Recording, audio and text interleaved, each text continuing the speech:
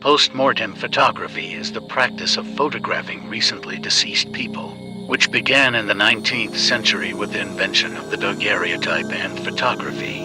Such photographs were commonplace in the mid-late 19th century.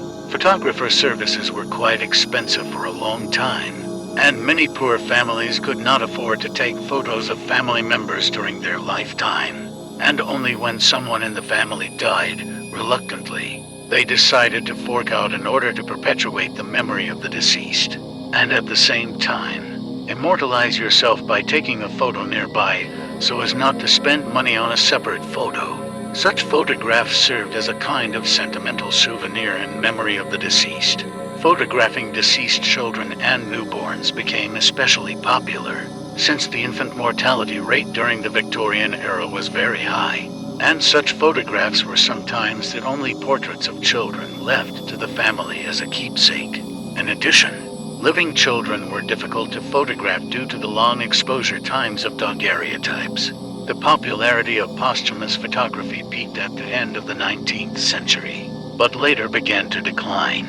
Post-mortem photography was completely replaced by instantaneous photography, which became more widespread and popular, although some continuation of the tradition could be traced in the 20th century. Previously, post-mortem photographs depicted the face of the deceased in close-up or the entire body, less often in a coffin. The deceased was photographed in such a way as to create the illusion of deep sleep, and sometimes he was given relaxed poses that imitated a living person.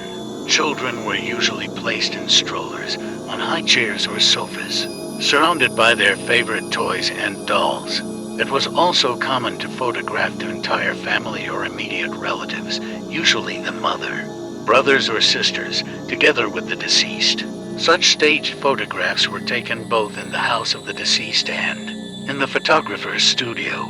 Adults in post-mortem photographs have traditionally been given a sitting pose. Often the surrounding space was lavishly decorated with flowers. To add vitality, the photographer depicted open eyes over closed eyes in the photograph. And in earlier photographs, tintype and embrotype, a little pink paint was applied to the cheek area. In more recent post-mortem photographs, the deceased are increasingly depicted in coffins, with all relatives, friends, and acquaintances present at the funeral captured in the photograph. The tradition of taking and storing such photographs is still preserved in some countries of Eastern Europe or Catholic countries of Latin America.